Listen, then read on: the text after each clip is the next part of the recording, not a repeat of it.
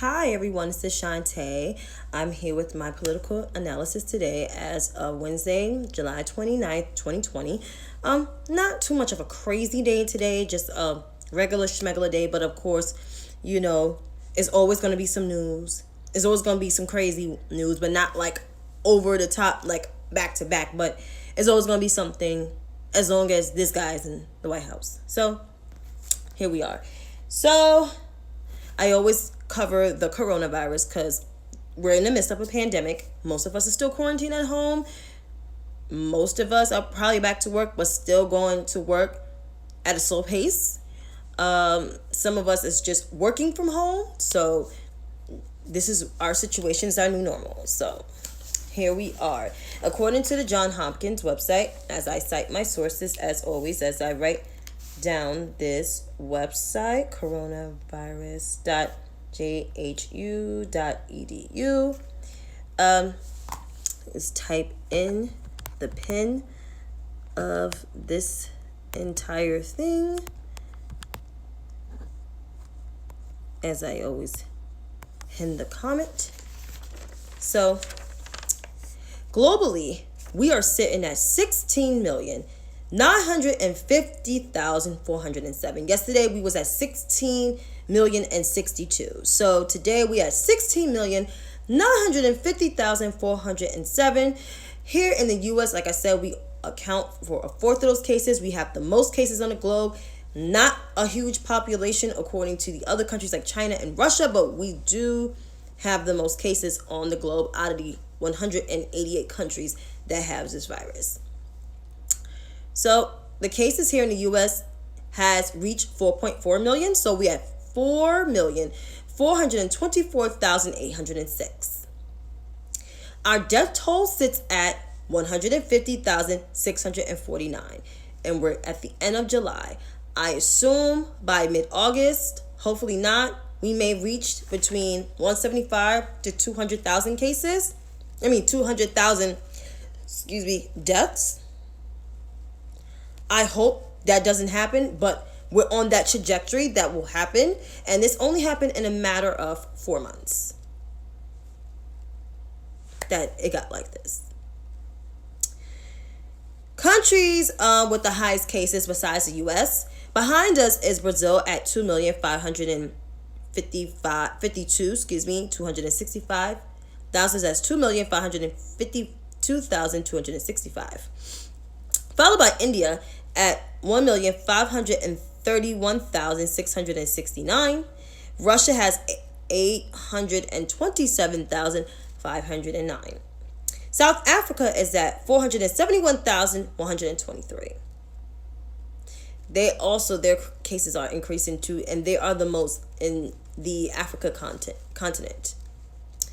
Mexico, which is the south of the United States, has 408,449. I'm right. So it's 408,449 for Mexico. Peru, 395,005. Chile, 351,575. The UK at 303,058. The Latin countries, I recorded some, not all. Colombia is sitting at 267,385. Ecuador, 83,193. Dominican Republic, 66,182. If anybody could tell me what's going on in the Dominican Republic, that would be great. Panama, 63,269. Guatemala, 47,605. Honduras, 40,460. El Salvador, 15,841. Now in the African nations. Like I said, South Africa has 471,123. They have the most cases on the continent. In the continent, on the continent. I keep forgetting how to say it. But it's the highest in the continent.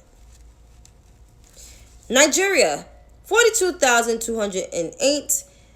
Ghana, 35,142. Kenya, 19,125. Cameroon, 17,255. Senegal, 9,961. So that's 9,961 for Senegal. The Congo, I never put the Congo on here, but I saw the Congo's numbers. The Congo is at 8,931. Gambia, 326 cases. Hey, Joseph. Haiti, 7,371. Jamaica, 855. Bahamas, 484. Guyana, 398. Trinidad and Tobago, 156. They moved up about 3 cases. Barbados, 110. Antigua, 91. They moved up about 9. They was at 82 yesterday. St. Vincent, still at 52. Belize, still at 48. St. Lucia, still at 24. Grenada, still at 23. Dominica, still at 18. St. Kitts, still at 17. Now on to the states. I am going to report what's in the states first, and this comes from the New York Times COVID map. So here we are. California is at 487,067. Florida, 451,415. Texas have surpassed New York. I have said it before. I will say it again. And I'm saying it now. Texas has 421,343. New York is now the 4th highest cases in the country. Still have the highest death toll in the 30s, 32,000, but has the 4th highest cases of coronavirus. And New York is sitting at 418,302. New Jersey, 182,472. Illinois, 176,967. Arizona, 168,307. Georgia, 163,547. North Carolina, 118,100. Louisiana, 112,887. And South Carolina, 85,846. Yesterday they was at 82,000. Today they're at 85,000.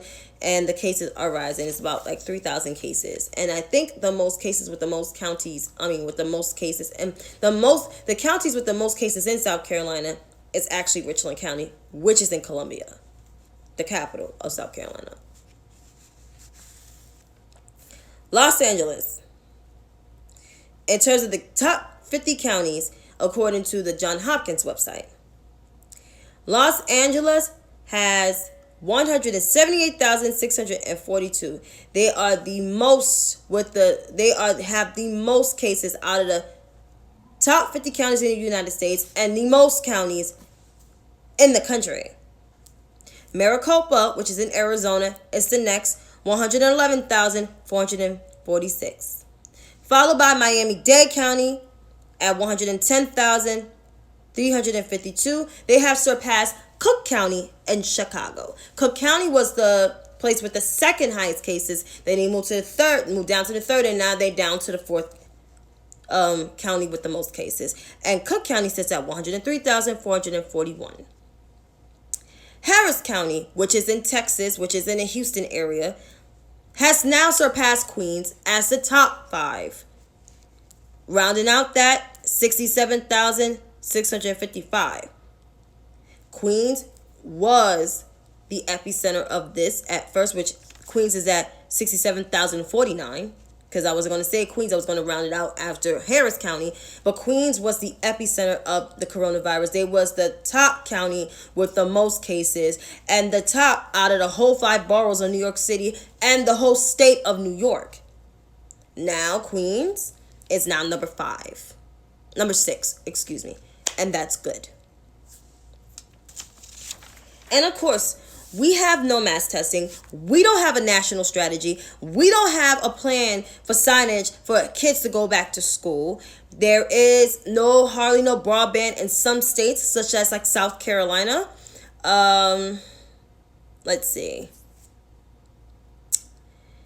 There's a food insecurity issue in Houston, Texas, and Miami. Let's see. There might be a shortage of food supply as the coming months end, especially in September, where it's supposed to be harvest, and the harvest might be very low. For agriculture workers, that's very bad.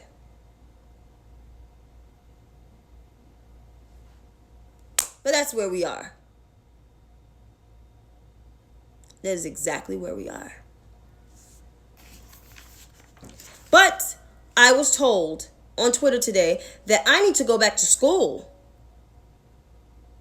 because I don't know economics. I don't know that you have to go back to work, but in the midst of a pandemic where 60% of our economy revolves around customer participation, consumer spending, that includes consumer spending.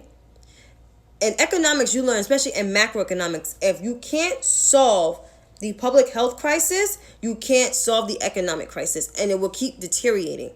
And our economy is going to suffer. It's going to suffer because we cannot solve the health problem. We need to solve the health problem by by doing mass production of masks, PPE, and vaccines. And vaccines take up to 12 to 18 months. But I don't know. I don't know economics. So I'm going to leave it at that. You be the judge and you tell me if I'm good at economics. Congressman Louis Gohmert of Texas is, according to the NPR article and other news sites, has been tested positive for coronavirus. The Texas congressman, this is the NPR article. I just did a summary, but I read the article. I read it, and I cite the sources. Tested positive for coronavirus during a routine screening at the White House. Gohmert was slated to attend a trip to West Texas with Donald Trump today. Keep in mind, Louis Gohmert is a Trump loyalist who, in the height of the pandemic, publicly refused to wear a mask. You can look at the video on Twitter. You can look at the video on Instagram. You can look at the video on Facebook. He refused. I'm going to quote him. Before you go anywhere with the president or have a meeting with the president, we are always tested and have a real quick test.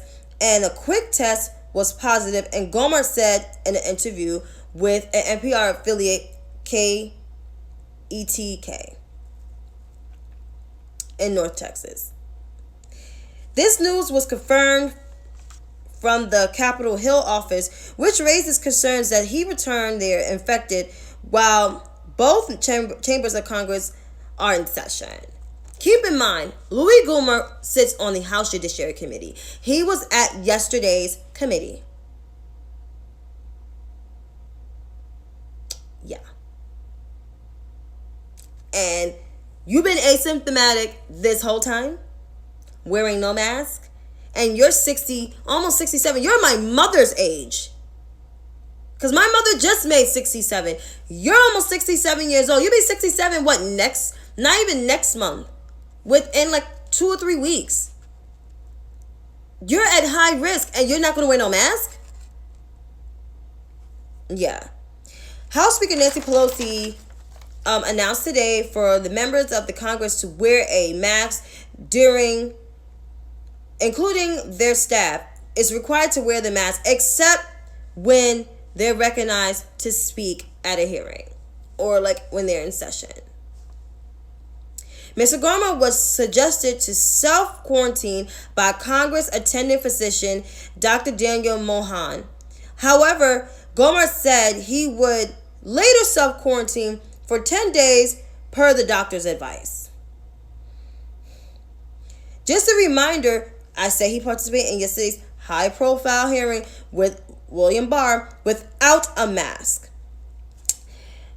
He was around Barr and other Republicans, and he spoke from the spokesperson from the DOJ said Barr will will test on Wednesday for coronavirus.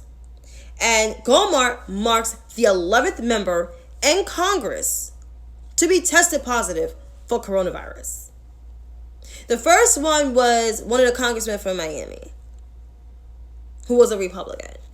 And he admitted in the article, that he, at the CPAC, that's a forum for conservative, there was a couple of COVID outbreaks from that, and he was around them, and he was exposed to it. So he was asymptomatic this whole entire time, wearing no mask, exposing yourself, exposing others to coronavirus. And it's about 60 congressional staff members are exposed with coronavirus because of his ass.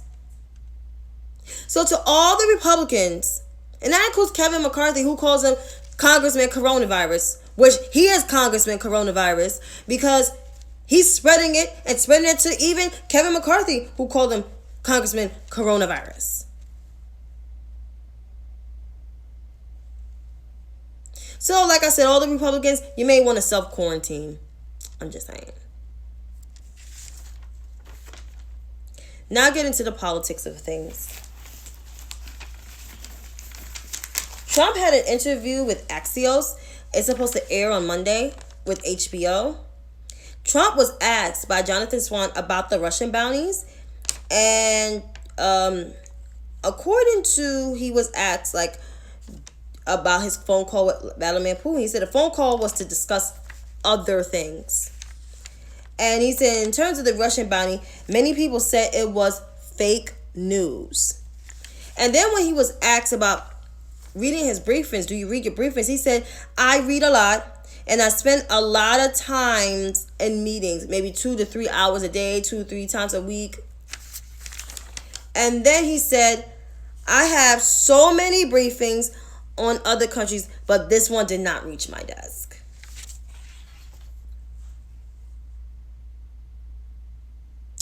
I am not a political analyst. I'm not a political strategist. I am not an expert on any foreign policy or a career diplomat or know-it-all. But what I do know, as for common sense, every person that had that position, the president position, whether they were Democrat or Republican, whether I liked them or not, they read their presidential daily briefings. And Donald Trump, unfortunately, I said it before. I said it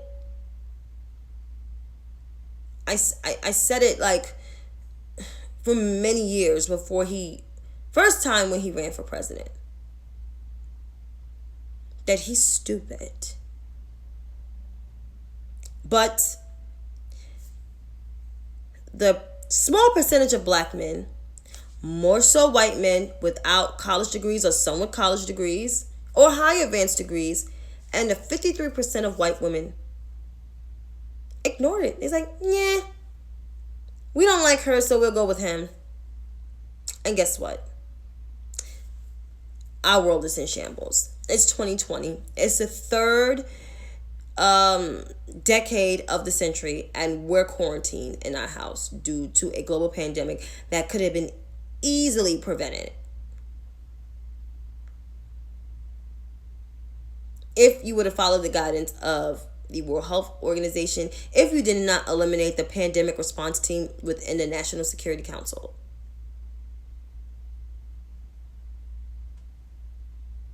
And with this Russian boundings thing, this should alarm every single person, every single politician on both sides of the aisle, whether you are a Democrat or a Republican. And in particular with Republicans, they labeled themselves as the party of Lincoln, the party of moral values, the party of family values, the party of global institutions, being globalist and being institutionalist and being for law enforcement and being for the troops.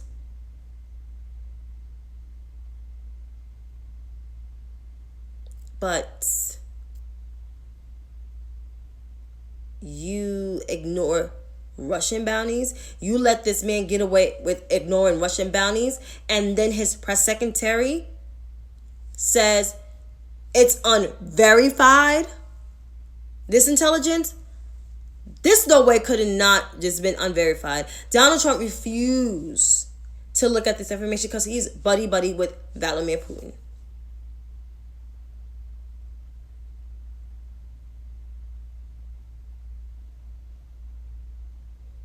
This is exactly why we need to vote this man out.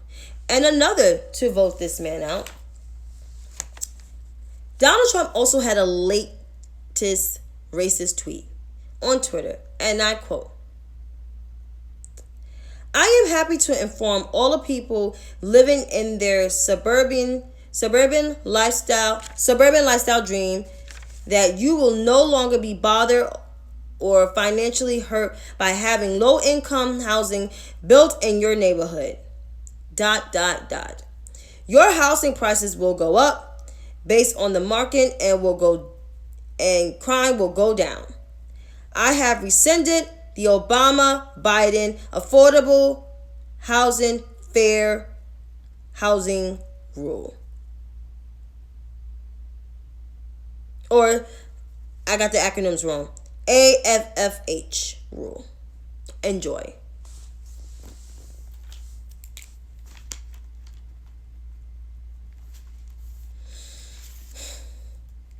People say he's saying the quiet parts out loud.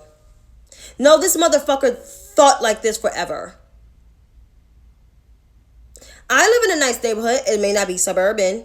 It's in an urban, not really like an urban city. I live in an urban city. But I live on the Upper West Side. I currently reside there. So you don't want me being in my affordable house? I know, folks, I have friends that live in the suburbs and got nice houses. You don't want them there? You think they're going to bring... You think there's crime in suburban neighborhoods? There's little petty thieves. But people that move to suburban neighborhoods, it's quiet. My sister lives in a suburban neighborhood with her husband. Like, I'm not surprised. I'm not angry because I would have been like, oh my God. No, if you're a New Yorker, you know how Donald Trump is. Your man's is a racist. A full-blown fledged racist. His father was in the Ku Klux Klan during the 1930s. Donald Trump and his father denied housing to African Americans within Brooklyn, Queens, and I believe Manhattan in the 1960s and 1970s. Are we surprised, folks? And was sued by the Nixon administration, the crooked man administration. Because Richard Nixon actually had some decent people that worked for him. Some decent people.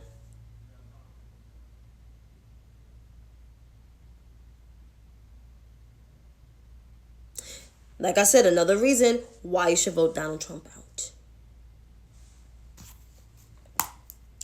And on to cover close to my last topic.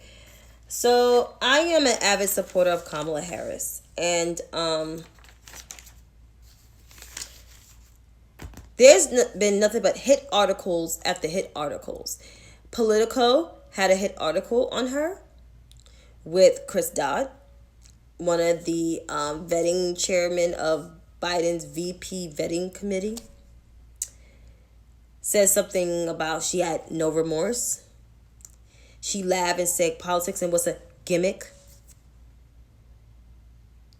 Then it was a lot of basically dragging Chris Dodd from white women who were Republicans, some black women, other punditry, some other punditries, not all punditries that we expect to speak out. Let's see. And then there's another hit article today from CNBC. Well, it's not really too much hit, but slightly hit, yeah. So, in the third paragraph, I got some of it. Others argue that she's too ambitious and that she will be solely focused on becoming president herself. What's wrong with being overly ambitious? What's wrong with being too ambitious?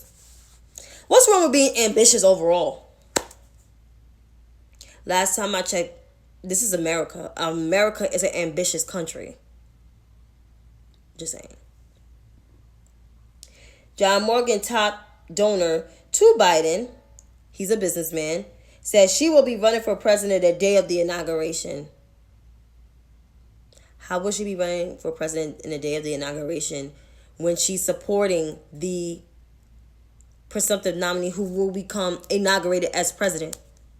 And she will be inaugurated as the vice.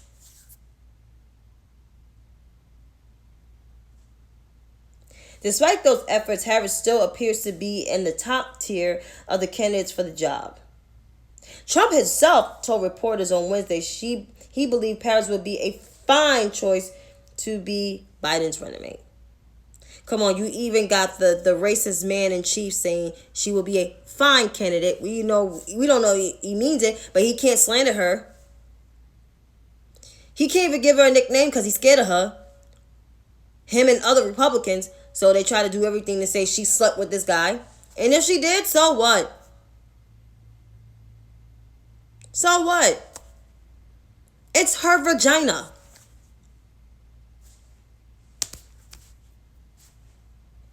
See, my problem is with these so-called allies, aka white moderates, especially the older men over 45. They think they know everything. They want to rule the world. They want to have this power, but they don't realize that the world is changing. And this moment of racial reckoning, you would have thought that they would get it. Of course they won't get it. I know they won't get it.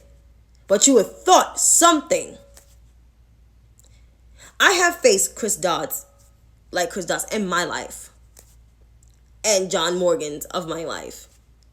Through my work, living in his building, more things in my lifetime. Blocking my success. And their black deputies included to block me. My black ass.